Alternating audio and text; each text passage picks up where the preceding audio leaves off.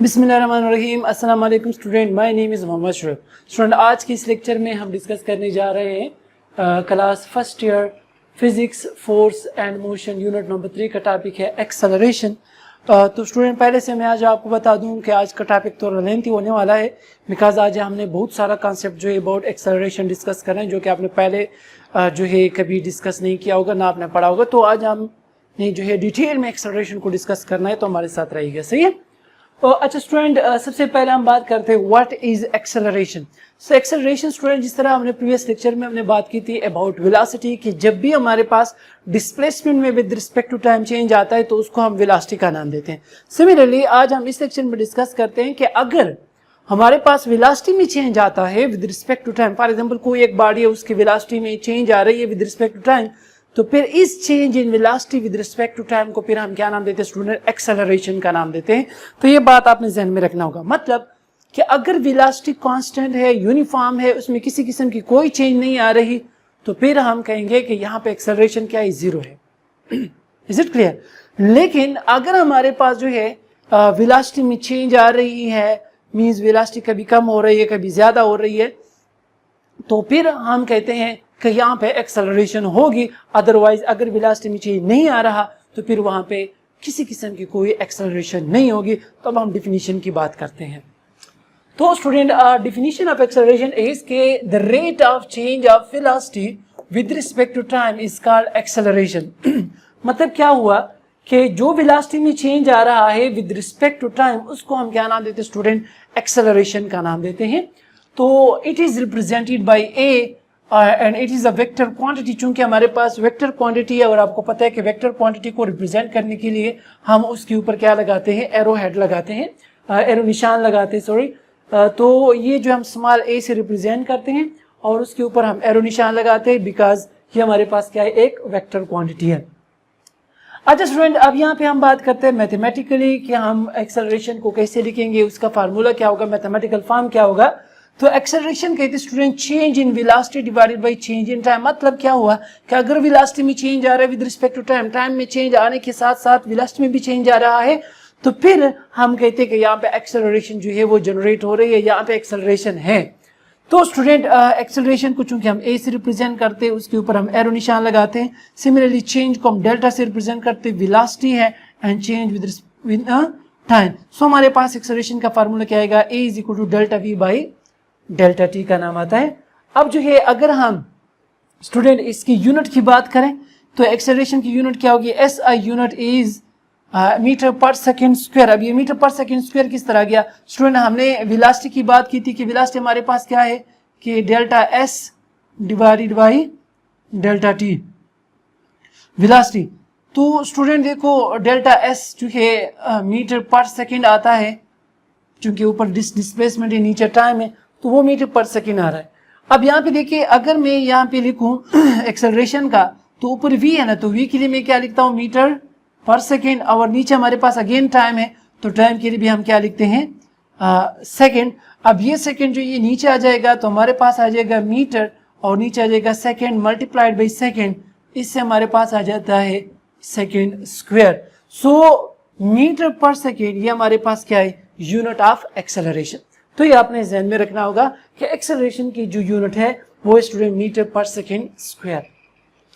अच्छा स्टूडेंट, चूंकि हमें पता है कि एक्सेलरेशन तब होती है जब हमारे पास वेलोसिटी में चेंज आता है। अब चूंकि वेलोसिटी हमारे पास वेक्टर क्वांटिटी है, तो वेक्टर में हमने दो बातें की थी। एक को स्टूडेंट हम नाम देते हैं मैग्नीट्यूड और दूसरे को स्टूडेंट हम नाम देते हैं जो है डायरेक्शन। तो मतलब क्या हुआ कि अगर वेलोसिटी के मैग्नीट्यूड में चेंज आ रहा है तब भी एक्सेलरेशन होगी, या अगर हमारे पास मैग्नीट्यूड कांस्टेंट है लेकिन वेलोसिटी के डायरेक्शन में चेंज आ रहा है तब भी हमारे पास वहां पे एक्सेलरेशन प्रोड्यूस होगी। तो आपने ध्यान में रखना होगा कि एक्सेलरेशन प्रोड्यूस होती है due to the change in magnitude और change in direction of velocity. कि अगर हमारे पास वेलोसिटी के मैग्नीट्यूड में चेंज आ रहा है या उसके डायरेक्शन में चेंज आ रहा है तो फिर हमारे पास एक्सेलरेशन होगी। तो ये बात हम यहाँ पे डिस्कस करते हैं कि as acceleration is a vector quantity, so it may be produced due to either change in magnitude or direction of velocity of a body। कि अगर हमारे पास velocity of a body की डायरेक्शन चेंज हो रही है या मैग्नीट्यूड चेंज हो रहा है, तो इन दोनों में चेंज आने की वजह से हमारे पास क्या होगा? एक्सेलरेशन प्रोड्यूस होता है। तो यहाँ पे दोनों केसेस हम डिस्कस करते हैं। चूंकि हमारे पास मैथमेटिकल फार्मूला क्या है कि A is equal to delta V by delta T. अब चूंकि ये वेक्टर है वी, तो चूंकि हम वेक्टर को इस तरह लिखते हैं ना, फॉर एग्जांपल हमने बात की थी जब हम वेक्टर डिस्कस कर रहे थे, तो लेट हमारे पास कोई एक वेक्टर है A, तो इसको हम कैसे लिखते हैं, मैग्नीट्यूड ऑफ वेक्टर A, और उसके साथ हम क्या लगाते हैं, unit vector. Is it clear? तो ये मैग्नीट्यूड को रिप्रेजेंट करता है और ये हमारे पास A कैप जो है ये किस चीज को रिप्रेजेंट करता है, डायरेक्शन को। तो यहाँ पे हमारे पास चूंकि वेलोसिटी है तो ये उसका मैग्नीट्यूड और ये उसकी क्या है, डायरेक्शन है। तो अब देखो स्टूडेंट, इस इक्वेशन को हम इस तरह लिख सकते हैं कि फॉर एग्जांपल ये A हो जाएगा, हम डायरेक्शन को पहले लिखते हैं, उसके बाद जो हम पहले चेंज जो है उसके मैग्नीट्यूड के साथ लगाते हैं, delta V by delta T. अब इसका मतलब क्या है कि यहाँ पे डायरेक्शन तो कांस्टेंट है, डायरेक्शन में किसी किस्म की कोई चेंज नहीं आ रही, मींस लीनियर एक्सेलरेशन है, लेकिन वहां पे मैग्नीट्यूड में क्या आ रहा है, v is the magnitude. Magnitude में चेंज आने की वजह से हमारे पास क्या प्रोड्यूस हो रहा है स्टूडेंट, क्या प्रोड्यूस हो रहा है हमारे पास, एक्सेलरेशन प्रोड्यूस हो रही। सो यहाँ पे मैं लिखता हूं कि acceleration produce due to the change in magnitude. तो ये इक्वेशन क्या शो कर रहा है कि यहाँ पे हमारे पास जो एक्सेलरेशन प्रोड्यूस हो रही है किस वजह से, चेंज इन मैग्नीट्यूड। और इसका एग्जांपल क्या है, लीनियर एक्सेलरेशन। फॉर एग्जांपल एक गाड़ी जो है वो स्ट्रेट जा रही है, ठीक है ना, तो वहां पे हमारे पास कभी रोड जो है खराब है, मींस कहीं रोड जो है खराब है, उसमें ब्रेकर है, स्पीड ब्रेकर जो है, तो मींस गाड़ी कभी स्लो हो रही है, कभी तेज हो रही है, कभी तेज जा रही है, कभी स्लो जा रही है, तो मतलब मैग्नीट्यूड में क्या रहा है, चेंज। स्ट्रेट जा रही है लेकिन उसका मैग्नीट्यूड चेंज हो रहा है। Is it clear? तो मतलब क्या हुआ कि इस केस में फिर हमारे पास जो एक्सेलरेशन प्रोड्यूस होती है वो किस वजह से होती है, change in magnitude. Is it clear? Second case हमारे पास क्या है कि अगर हम इसी इक्वेशन को इस तरह लिखें कि फॉर एग्जांपल हमारे पास आ जाएगा A, ये जो मैग्नीट्यूड वाला V है इसको मैं पहले लिख लेता हूं और डायरेक्शन के साथ ये डेल्टा में लगाता हूं। क्या मेरा मतलब क्या है कि मैग्नीट्यूड तो कांस्टेंट है लेकिन डायरेक्शन में चेंज आ रहा है विद रिस्पेक्ट टू टाइम, तो फिर अगेन हमारे पास क्या प्रोड्यूस हो गया, एक्सेलरेशन। मैग्नीट्यूड जो है वो कांस्टेंट है लेकिन हमारे पास क्या हो रहा है, डायरेक्शन में चेंज आ रहा है विद रिस्पेक्ट टू टाइम, तो अगेन हमारे पास क्या हो गया, एक्सेलरेशन। तो मींस इस केस में जो एक्सेलरेशन प्रोड्यूस हो रही है किस वजह से, due to the change in direction of the velocity. मतलब acceleration produce due to the change in direction. Is it clear? अब इसका एग्जांपल क्या है, सेंट्रीपिटल एक्सेलरेशन। फॉर एग्जांपल एक जो ये बॉडी जो है उसको हम इस तरह सर्कल में घुमाते हैं विद द कांस्टेंट स्पीड, ठीक है ना, कांस्टेंट स्पीड हमारे पास क्या, लेट्स सपोज हम 2 मीटर पर सेकंड के साथ जो हम उसको इस तरह जो है वो एक्सेलरेशन दे रहे, मींस वेलोसिटी जो स्पीड के साथ जो है उसको हम घुमा रहे हैं। तो अगर हम देखें फॉर एग्जांपल ये सर्कुलर जो है इस तरह सेंट्रीपिटल एक्सेलरेशन की बात मैं कर रहा हूं, तो बॉडी जो है क्या हो रहा है, हर एक पॉइंट के ऊपर इसकी डायरेक्शन क्या हो रही है, चेंज, क्योंकि सर्कल हमारे पास एक वो जो है हम कह सकते हैं शेप है जिसकी डायरेक्शन हर एक पॉइंट पे क्या हो रही है, चेंज हो रही है। तो यहाँ पे अगर हम वेलोसिटी की डायरेक्शन को देखें तो ये डायरेक्शन जा रही है, यहाँ पे अगर हम वेलोसिटी की डायरेक्शन को देखें तो ये जा रही है, यहाँ पे अगर हम वेलोसिटी की डायरेक्शन को देखें तो ये जा रही है, यहाँ पे ये है, यहाँ पे एक्सेलरेशन वेलोसिटी की डायरेक्शन ये है और यहाँ पे ये। तो मतलब क्या हुआ कि हर एक पॉइंट के ऊपर हमारे पास वेलोसिटी की डायरेक्शन में क्या रही, चेंज। अगर इसकी मैग्नीट्यूड क्या लेते हैं हम, फॉर एग्जांपल 2 मीटर पर सेकंड, अगर हम 2 मीटर पर सेकंड के साथ एक बॉडी को जो इस तरह सर्कल में मोशन दे रहे हैं, तो अगर हम देखें तो इसके हर एक पॉइंट के ऊपर अब मैग्नीट्यूड क्या हो गया, कांस्टेंट हो गया, मैग्नीट्यूड में कोई चेंज नहीं आ रहा। लेकिन अगर हम देखें यहाँ पे इसके डायरेक्शन में क्या आ रहा है, चेंज आ रहा है, तो अगेन यहाँ पे हमारे पास क्या प्रोड्यूस होगी, एक्सेलरेशन प्रोड्यूस होगी, जिसको हम सेंट्रीपिटल एक्सेलरेशन कहते हैं, जिसकी डायरेक्शन हमेशा टुवर्ड्स द सेंटर होता है। वो अलग टॉपिक है सेंट्रीपिटल एक्सेलरेशन का, इंशाल्लाह हम डिस्कस करेंगे, नेक्स्ट लेक्चर्स में आ रहे हैं। तो मतलब क्या हुआ कि यहाँ पे हम एक्सेलरेशन 2 तरीकों से डिस्कस करते हैं, मींस हमारे पास प्रोड्यूस होती है 2 तरीकों से, या तो मैग्नीट्यूड में चेंज आने की वजह से, अगर वेलोसिटी की मैग्नीट्यूड चेंज है, जैसे कि लीनियर वेलोसिटी में चेंज आ रहे हैं जिसमें हमारे पास क्या आते हैं, लीनियर एक्सेलरेशन हम उसको नाम देते हैं। सिमिलरली हमारे पास या तो उसके डायरेक्शन में चेंज आएगी, अगर मैग्नीट्यूड कांस्टेंट है और उसकी डायरेक्शन में चेंज आ रही है, तो फिर हमारे पास क्या होगा, इस केस में एक्सेलरेशन अगेन प्रोड्यूस होगी, और इसका एग्जांपल हमारे पास क्या है, simple centripetal acceleration. So student, अगर आप जो इसका स्क्रीनशॉट लेना चाहते हैं तो आप स्क्रीनशॉट ले सकते हैं। नाउ स्टूडेंट, अब हम बात करते हैं types of acceleration, means variable acceleration, uniform acceleration, instantaneous acceleration. अब हम उसको डिस्कस करते हैं। नाउ स्टूडेंट, अब हम बात करते हैं, first one is average acceleration. तो स्टूडेंट, जिस तरह हमने एवरेज वेलोसिटी में बात की थी कि जितना भी हमारे पास डिस्प्लेसमेंट, टोटल डिस्प्लेसमेंट कवर हो गया डिवाइडेड बाई टोटल टाइम, ठीक है ना, तो उसको हम क्या नाम देते थे, एवरेज वेलोसिटी। सिमिलरली यहाँ पे हम यही देखते हैं कि टोटल वेलोसिटी में कितना चेंज आया है, उन तमाम को हम ऐड करते हैं divided by total time taken, तो उसको फिर हम क्या नाम देते हैं, एवरेज एक्सेलरेशन। तो यहाँ पे हम क्या लिखते हैं कि average acceleration is the net means total velocity divided by the total time. Total velocity में कितना चेंज आया है उस डिवाइडेड बाई टोटल टाइम, कितना टाइम दिया है, कितने टाइम में कितना चेंज आया, तो उन टोटल चेंज वेलोसिटी को हम ऐड कर देंगे डिवाइडेड बाई टोटल टाइम कर देंगे, तो हमारे पास क्या आएगा कि acceleration is equal to total change in velocity divided by total time. तो हमारे पास क्या आ जाएगा, A is equal to A average is equal to V divided by T. Number second हमारे पास स्टूडेंट इंस्टेंटेनियस एक्सेलरेशन। जिस तरह हमने इंस्टेंटेनियस वेलोसिटी या स्पीड की बात की थी कि the velocity of a body at any instant of time, similarly the acceleration of a body at any instant of time is called is instantaneous acceleration. अब मैंने वहां पे भी बात की थी, आज फिर वही बात कर रहा हूं कि ये इंटरवल ऑफ टाइम जो है बहुत ज्यादा शॉर्ट होता है, बहुत स्मॉल होता है, जो कि हम जो है तकरीबन ऑलमोस्ट कहते हैं कि ये जीरो के जो है वो नजदीक या जीरो को अप्रोच करता है। तो हम कहते हैं कि ए इंस्टेंटेनियस ये बराबर होगा limit delta T approaches to zero. हम लिमिट इसलिए लगाते हैं कि हमारे पास ये टाइम जो है अप्रोचेस टू जीरो बहुत शॉर्ट टाइम है, तो इसलिए फिर हम क्या लगाते हैं, यहाँ पे लिमिट लगाते हैं कि delta T approaches to zero delta V by delta T. आपने इंस्टेंटेनियस वेलोसिटी में ये लिमिट मस्ट लगानी होती है। अच्छा, number third case is uniform acceleration. Uniform, जिस तरह हमने वेलोसिटी और स्पीड की बात की थी कि अगर हमारे पास डिस्प्लेसमेंट में इक्वल चेंजेस आ रहे हैं with equal interval of time, तो उसको हमने नाम दिया था यूनिफॉर्म वेलोसिटी। यहाँ पे हम चूंकि यूनिफॉर्म एक्सेलरेशन की बात करते हैं, तो हम कहते हैं कि अगर वेलोसिटी में चेंज आ रहा है, equal change in equal interval of time, तो फिर हम कहते हैं कि यहाँ पे जो हमारे पास एक्सेलरेशन होगी बॉडी की वो क्या होगी, यूनिफॉर्म होगी। तो means a body is said to have uniform acceleration if equal changes in velocity occur in equal interval of time. अगर equal interval, for example 10 second में जो है हमारे पास, फॉर एग्जांपल यहाँ पे मैं सिंपल एक एग्जांपल लेता हूँ कि लेट हमारे पास 10 सेकंड है, 10 सेकंड में वेलोसिटी में चेंज आ गया 10 मीटर पर सेकंड, ठीक है ना।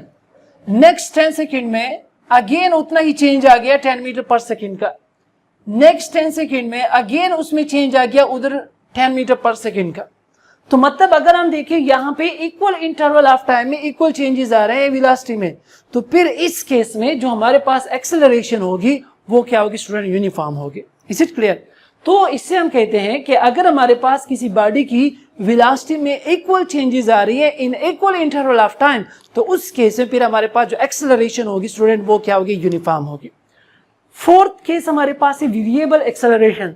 वेरिएबल एक्सेलरेशन क्या है, इसका अपोजिट है कि फॉर एग्जांपल अगर हमारे पास कोई एक बॉडी है, ठीक है ना, कि 10 सेकंड में, फर्स्ट 10 सेकंड में उसमें जो चेंज आ रहा है वो है 10 मीटर पर सेकंड, ठीक है ना। नेक्स्ट जो 10 सेकंड है उसमें चेंज आ रहा है लेट्स सपोज 20 मीटर पर सेकंड, ठीक है ना, पहले 10 था अब 20 है। नेक्स्ट जो 10 सेकंड है उसमें इसमें जो है 15 मीटर पर सेकंड के साथ जो है उसमें चेंज आ गई। तो अगर हम देखें इक्वल इंटरवल ऑफ टाइम में इसमें जो चेंजेस आ रहे हैं वो इक्वल नहीं है, अनइक्वल है, वेरिएबल है, मींस डिफरेंट चेंजेस आ रहे हैं। पहले में 10 मीटर पर सेकंड के साथ उसमें चेंज आ रहा था, नेक्स्ट 10 सेकंड में फिर उसमें 20 मीटर पर सेकंड का चेंज आ रहा है, नेक्स्ट जो है 10 सेकंड में उसमें 15 मीटर पर सेकंड का चेंज आ रहा है। मतलब कि यहाँ पे जो हमारे पास वेलोसिटी में चेंज आ रही है वो क्या है, डिफरेंट है। तो मतलब क्या हुआ कि अगर हमारे पास कोई एक बॉडी है उसकी वेलोसिटी में इक्वल इंटरवल ऑफ टाइम में अनइक्वल चेंजेस आ रहे, अनइक्वल या डिफरेंट चेंजेस आ रहे वेलोसिटी में, तो इस केस में जो हमारे पास एक्सेलरेशन ऑफ द बॉडी होगी स्टूडेंट वो क्या होगी, वेरिएबल। मतलब कि a body is said to have variable acceleration if unequal changes, unequal, यहाँ पे देखो इक्वल है ऊपर वाले केस में, यूनिफॉर्म है, यहाँ पे हमारे पास क्या है, अनइक्वल है। तो अगर अनइक्वल चेंजेस आ रही है in velocity occurs in equal interval of time, तो इस केस में हमारे पास जो वेरिएबल एक्सेलरेशन होगी, जो बॉडी की एक्सेलरेशन होगी वो क्या होगी, वेरिएबल एक्सेलरेशन।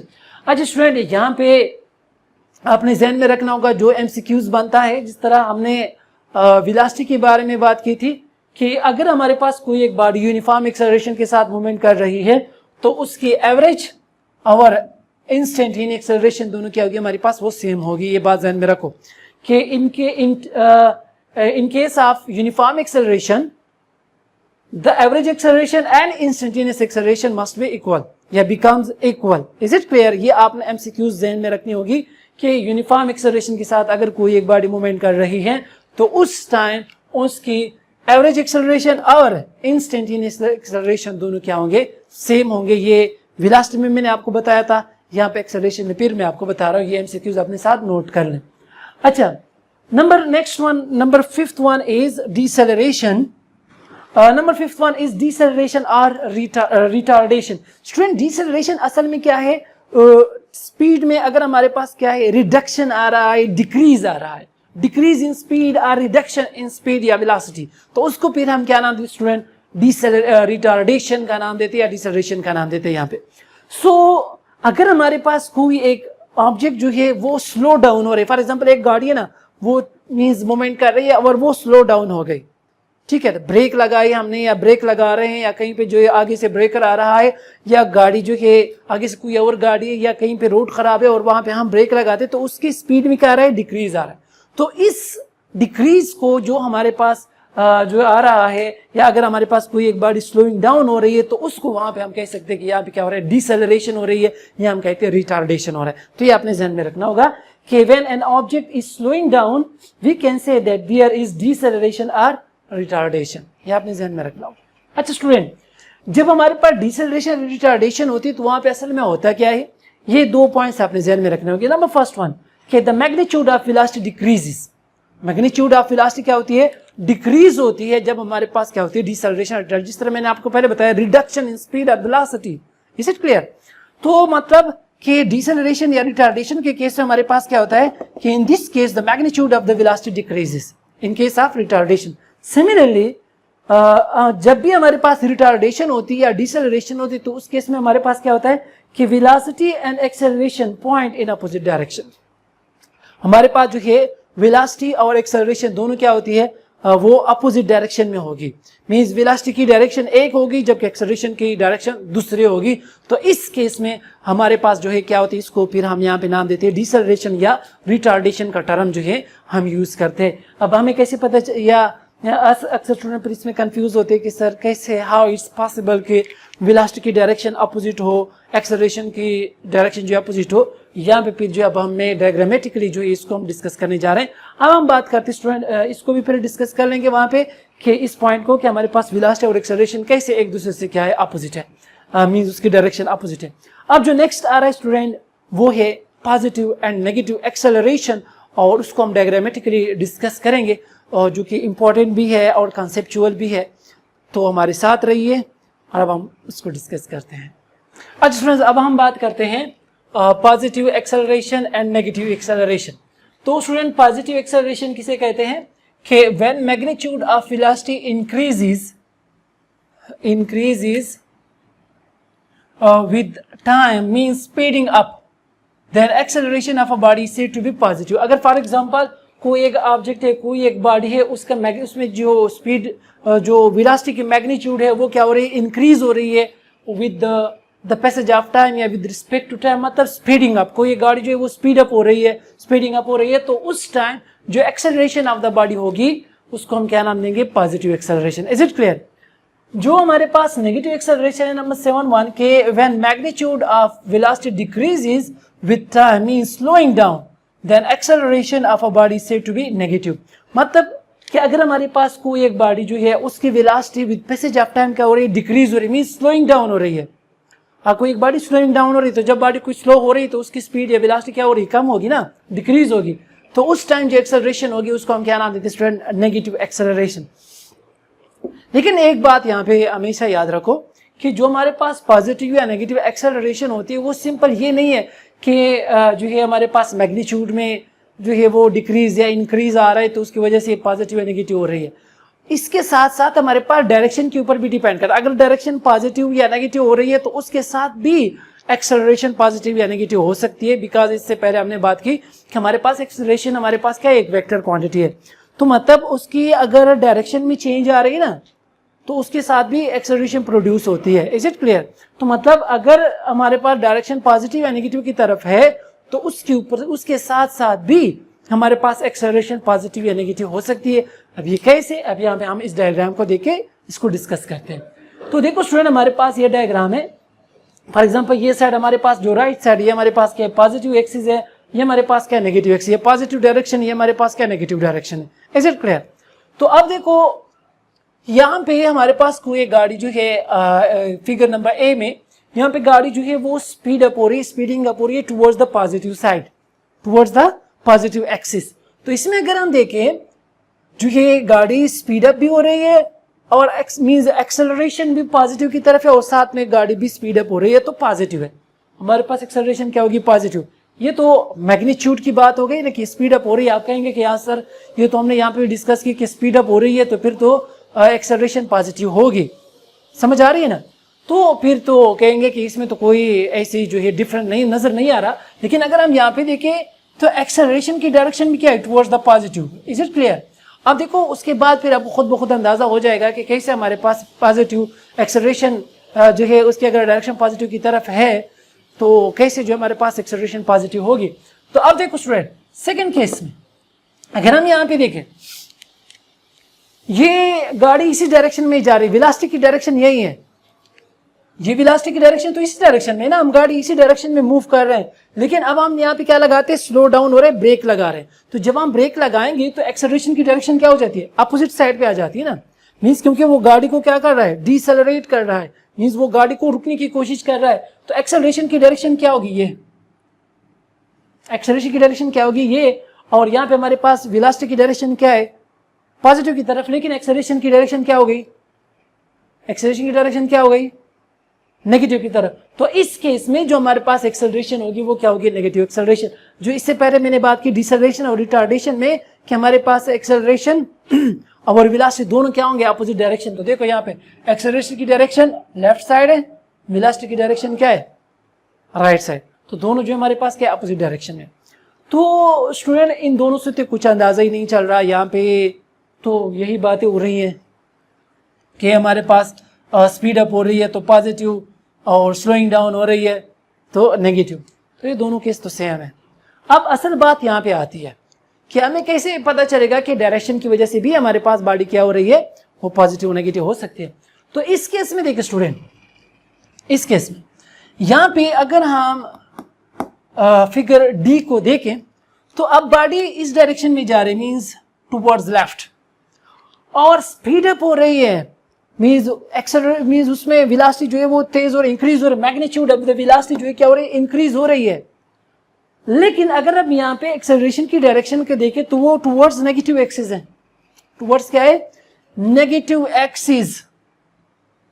या आप ये कह सकते हैं कि जो ओरिजिनल डायरेक्शन थी उसके क्या है, अपोजिट डायरेक्शन में जा रही है। या हम सिंपल केस में नेगेटिव एक्सिस की तरफ यहाँ पे गाड़ी जा रही है, नेगेटिव एक्सिस की तरफ। ये पॉजिटिव एक्सिस ये था राइट साइड की तरफ, अब ये लेफ्ट की तरफ जा रही है, नेगेटिव एक्सिस। तो इस केस में हमारे पास एक्सेलरेशन क्या होगी, नेगेटिव। हालांकि गाड़ी स्पीड अप हो रही है लेकिन फिर भी हमारे पास एक्सेलरेशन क्या है, नेगेटिव है, बिकॉज यहाँ पे जो हमारे पास डायरेक्शन जो है वो क्या है, towards the left, means towards the negative axis. अब यहाँ पे देखें ऑप्शन सी को अगर हम आ जाए, फिगर नंबर सी, इसमें अगर हम देखें यहाँ पे गाड़ी जो है वो अगेन ब्रेक लगा रही है। Is it clear? For example इस साइड पे हम जा रहे हैं ना, तो अब गाड़ी ब्रेक लगा रही है, डिसेलरेट। तो जब ब्रेक लगाएगी तो एक्सेलरेशन की डायरेक्शन क्या होगी, टुवर्ड्स द राइट। गाड़ी डिक्रीज हो रही है, मीन स्पीड डिक्रीज हो रही है, हम जो ये ब्रेक लगा रहे हैं, स्लोइंग डाउन हो रही है गाड़ी। लेकिन अगर हम यहाँ पे देखें एक्सेलरेशन की डायरेक्शन क्या है, टुवर्ड्स द पॉजिटिव एक्सिस। तो जब एक्सेलरेशन की direction towards the positive axis, इसका मतलब है कि यहाँ पे हमारे पास एक्सेलरेशन क्या होगी, पॉजिटिव। हालांकि गाड़ी की जो वेलोसिटी है उसका मैग्नीट्यूड क्या हो रहा है, डिक्रीज हो रहा है। लेकिन फिर यहाँ पे इसलिए मैंने आपको बताया था इससे पहले कि जरूरी नहीं है कि सिर्फ हम मैग्नीट्यूड को देखेंगे कि जो हमारे पास नेगेटिव एक्सेलरेशन है या डिसेलरेशन है वो इस वजह से कि हमारे पास मैग्नीट्यूड में डिक्रीज आ रहा है। जैसे क्या नेगेटिव एक्सेलरेशन सिर्फ जस्ट डिसेलरेशन या रिटार्डेशन की वजह से होती है, नहीं स्टूडेंट। आपने इस पॉइंट को भी देखना होगा, डायग्राम को भी देखना होगा कि हमारे पास यहाँ पे जो डायरेक्शन है क्या वो पॉजिटिव साइड की तरफ है या नेगेटिव साइड की तरफ है। तो इस डायग्राम से आपको अंदाजा चल जाएगा कि अगर एक्सेलरेशन जो है पॉजिटिव की साइड पे है, स्पीडिंग अप हो रही है, ओके, हमारे पास पॉजिटिव एक्सेलरेशन है। यहाँ पे देखिए स्लोइंग डाउन हो रही है, ठीक है, और एक्सेलरेशन की डायरेक्शन भी क्या है, टुवर्ड्स द नेगेटिव साइड, हमारे पास एक्सेलरेशन भी नेगेटिव है।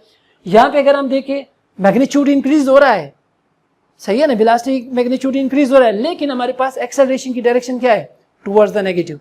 तो इस केस में अब हमारे पास एक्सेलरेशन क्या होगी, नेगेटिव होगी। सिमिलरली यहाँ पे अगर हम देखें हमारे पास मैग्नीट्यूड जो है down, magnitude of the velocity क्या हो रही है, स्लोइंग डाउन हो रही है, गाड़ी जो है वो रुकने की कोशिश या रुक रही है, तो हमारे पास मैग्नीट्यूड कम हो रहा है। लेकिन अगर हम एक्सेलरेशन की डायरेक्शन को देखें तो वो टुवर्ड्स द पॉजिटिव एक्सिस है, तो हमारे पास इस केस में एक्सेलरेशन फिर क्या है, पॉजिटिव है। तो ये आपने दोनों बातों का ख्याल रखना होगा। अगर कहीं पे हम डायरेक्शन को डिस्कस नहीं करते, सिर्फ मैग्नीट्यूड की बात हम कर रहे हैं, तो फिर तो आपने ये देखना होगा कि अगर मैग्नीट्यूड डिक्रीज हो रही है, जिस तरह हमने यहाँ पे बात की कि मैग्नीट्यूड डिक्रीज हो रही है वेलोसिटी की, तो नेगेटिव एक्सेलरेशन, मैग्नीट्यूड इंक्रीज हो रही है ऑफ द वेलोसिटी, तो पॉजिटिव एक्सेलरेशन। सॉरी, लेकिन अगर कहीं पे डायरेक्शन की भी बात हो रही है, इस तरह जो है डायग्राम में या आपको जो है वाइवा में, प्रैक्टिकल में कहीं पे आपको डायग्राम बना के जो है आपसे पूछे कि आप बताओ, तो फिर आपने देखना होगा कि हमारे पास पॉजिटिव और नेगेटिव आपने दोनों अपने लिए जो है वो बनाने होंगे, या उससे कहेंगे कि आप मुझे बताएं कि पॉजिटिव साइड कौन सा है, नेगेटिव साइड कौन सा है। अगेन फिर जब आप मूवमेंट देंगे या गाड़ी को चलाएंगे या यहाँ पे जो आप डायग्रामेटिकली उसको रिप्रेजेंट करेंगे, तो फिर आपने इन बातों का ख्याल रखना होगा कि हमारे पास एक्सेलरेशन की डायरेक्शन जो है टुवर्ड्स द राइट है या टुवर्ड्स द लेफ्ट है, towards the positive axis या towards the negative axis है। तो on the basis of this direction we also decide that acceleration is positive or negative, not only on the magnitude of velocity. Is it clear student? So अगर आप student इसका जो है screenshot लेना चाहते हो तो आप स्क्रीनशॉट ले सकते हैं।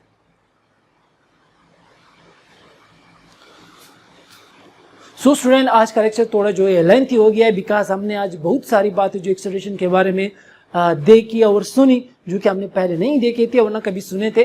सो होपफुली स्टूडेंट आपको जो इस लेक्चर की समझ आ चुकी होगी। फिर भी अगर आपके माइंड में किसी भी किस्म का कोई भी क्वेश्चन हो, आप कमेंट में जरूर पूछिएगा। Thank you so much.